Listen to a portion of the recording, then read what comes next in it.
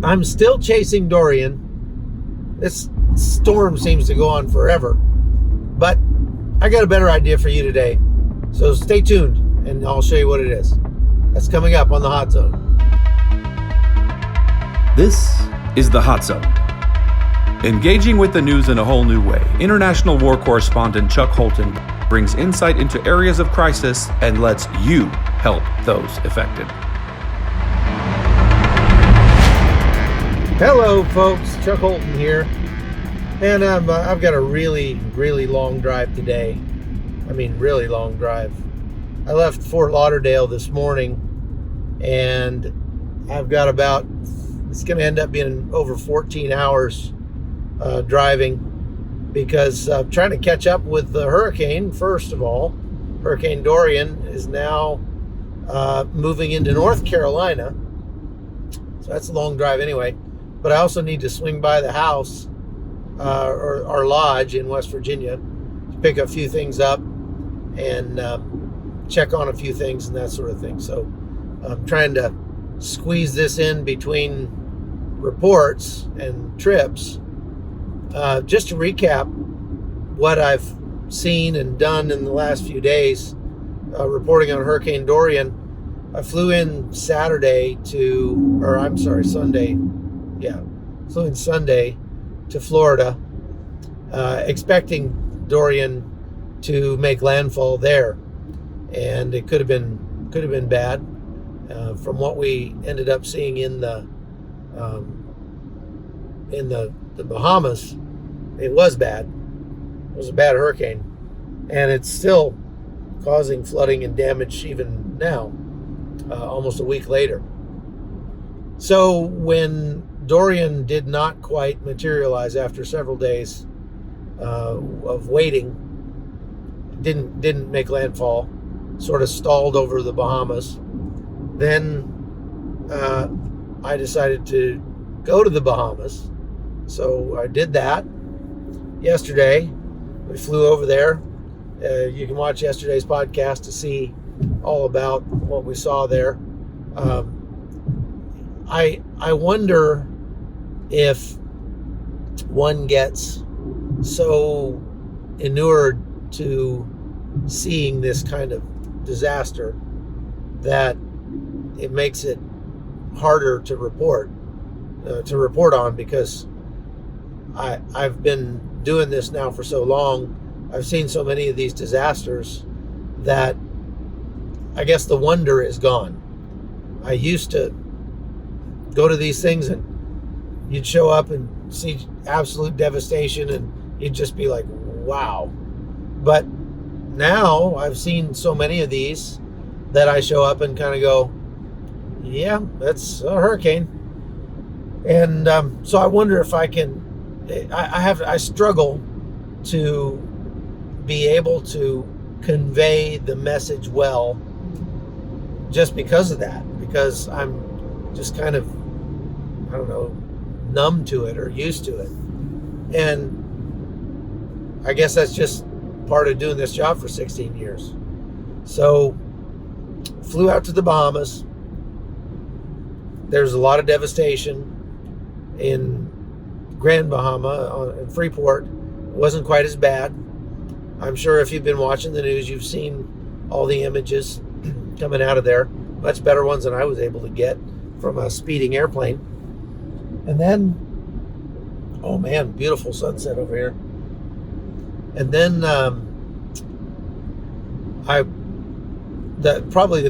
thing that made the biggest impact on me was the big oil spill on Grand Bahama, where the oil tanks got the tops blown off of them, and then it just blew crude oil all over everything. That's going to take a while to clean up. So then I woke up this morning after staying up really late last night working on that piece, and was kind of like, well, now what do I do? So since Dorian was coming ashore in Georgia, South Carolina, and North Carolina, I decided to head this way. So I'm now near Charlotte, North Carolina, and we'll see what the storm does, if there's any anything really good to report on, I'll go down there. In the meantime, I'm going to run up to my farm in West Virginia, and then maybe, since CBN's not broadcasting over the weekend, then I'll probably just stay the weekend there and then head out on Monday and do some more reporting. I did get a invitation today to go and embed for a day with the Coast Guard down in Miami. So I might go do that. We'll see. In the meantime, I just wanted to show some of the other reports that I've done from hurricanes that I haven't shown you recently. And there's been so many of them. It's just crazy. But then I thought, I don't want you to become inured to them either. I don't want you to just start saying, wow, they all look the same. So instead, what I want to show you is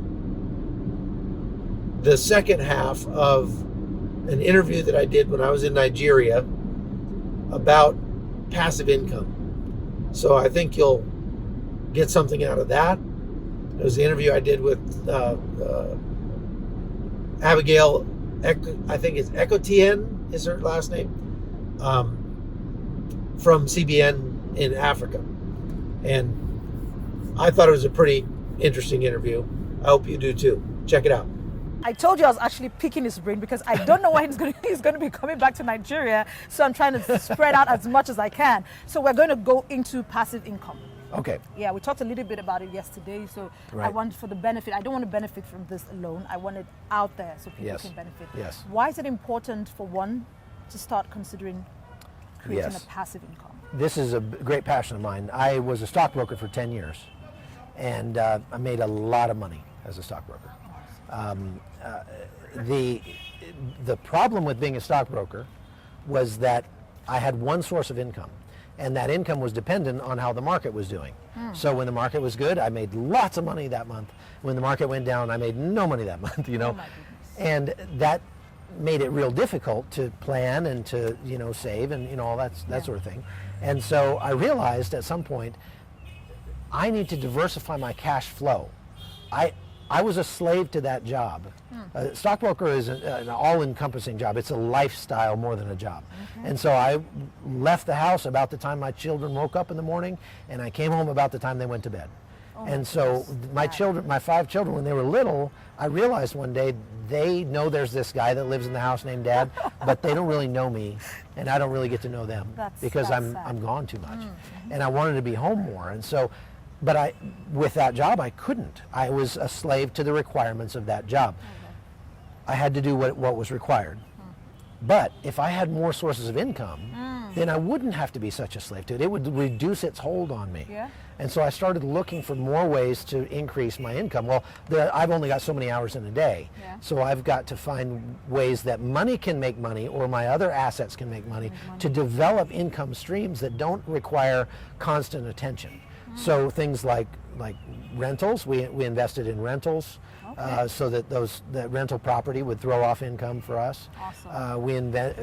Some of my writing that I could do late at night or things like that. Yeah. Digital content. Writing Yeah. is digital content. Music is digital content. Video is digital content.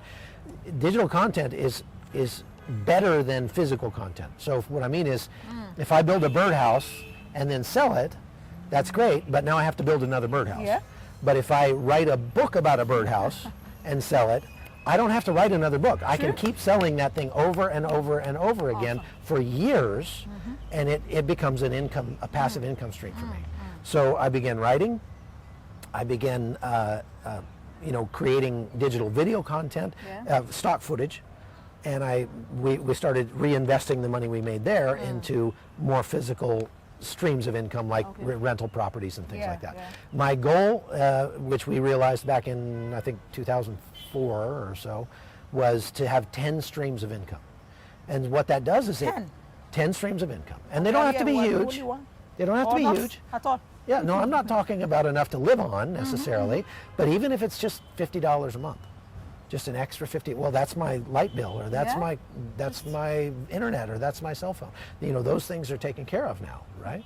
And so if I can collect up enough of those, so I'll give you an example just from my personal life that just happened this year. All right. I had a really lucrative contract, a video contract where I was doing commentary and things like that. It was very, very, very lucrative. This is the most profitable thing I've ever done in my life. Really? And I knew it wouldn't last forever. I didn't know how long it would last, but I knew it wouldn't last forever. So we didn't live on that money. We took it and we reinvested that money as we made it for 6 years. And it ended this January. Well, losing that kind of income would have hurt really bad to see my monthly income drop so much in 1 month. But because I have all those other streams of income, my bills are still paid. We're still getting along just fine. And even though I was kind of like, oh gosh, I was really sad that thing went away, we're okay because we planned ahead, and now we still have those other ones still going. And the last thing is, you never know which one of those is going to take off and buy you your first airplane, right? Did you hear that? If you keep, I call it throwing Jello against the wall to see what sticks. If you keep doing that over and over and over again, eventually one of those things is just going to take off for you. And then at that point you won't even need the rest of them. You just go, okay, game over, we're done. We can start. And a lot of people come to me and they say, well, as a Christian, you talk too much about that, and that's, how much is enough? And I say, look, we passed enough a long time ago. Okay, enough is not an issue for us at this, and praise God. Hallelujah. But how much can you make and give away? I'm not here just to satisfy my own needs. I'm not here just to make my mortgage payment. I'm not here just to pay my cell phone bill. Just to get by, no. What if I can make the mortgage payments for 500 other people? Yes. Right now, because of the businesses that we've started, because of those other income streams that we've put together, there are 40 families whose livelihood depends on my ideas, on those things that I put together. There are 40 families who make their living and pay their bills and put food on their table because of the ideas that I put together with God's help, and that He blessed, I think specifically for that reason. And let me ask you this, what's better? For me to give away all my money and then I'm out of money and that money's gone? Or for me to invest my money in things that will, in businesses that will give hundreds of people their livelihood for years to come, and retirement, and you see what I'm saying? And when they're empowered, they end up empowering other people. And then encouraging them to do the same thing. I'm all about training people to do exactly the same thing. That's awesome. Yeah. That's awesome. That's awesome. So you talked about digital content creation, which is, and what would you say is the future of that? Because I'm thinking one can use that, one can leverage, content creators can leverage it, but how can they do Well, again, like I say, I mean, when you're creating digital content, you're creating a library of intellectual property that can sustain you for decades to come. Yeah. But you have to be intentional about that and treat it like a business. So you find something that you feel good doing. I really enjoy the work that I'm doing, making news, but then that video also has value for years to come. Yeah. And so I try to kind of combine those two. And so you have to say, can I make music? Can I write books? Yeah. What kind of digital content can I create?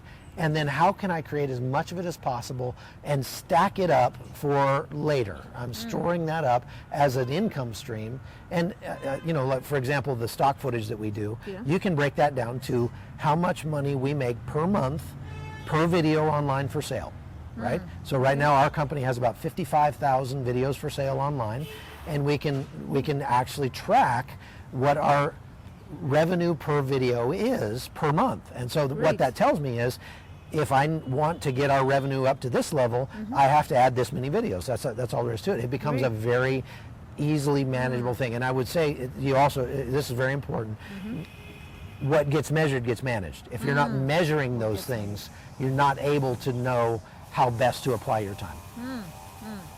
That's quite profound. That's quite profound. Now, for someone who is a budding entrepreneur trying, get by, managing the 9 to 5, the everyday job, and trying to create a side hustle, how can they effectively do that? Well, I think you have to try to be as efficient as possible. You have to look at what you're already doing and say, how can I take things that I'm already spending time on and make digital content out of those, or make some other product out of those? So in my case, I'm traveling around the world, I'm making news. When I'm finished making the news, though, that some of those clips that I've filmed during my trip can be worth something in the digital realm. And so I can, without doing any more work, I can just take those videos and upload them, and that way I can get paid over and over and over for the same content, rather than trying to have to spend extra time going out and creating more content. Great. Okay, folks, that's all I got for today. Thanks for watching. We'll see you back on Monday on the Hot Zone. The Hot Zone is produced by Amy Holton and Livefire Media. Copyright 2019.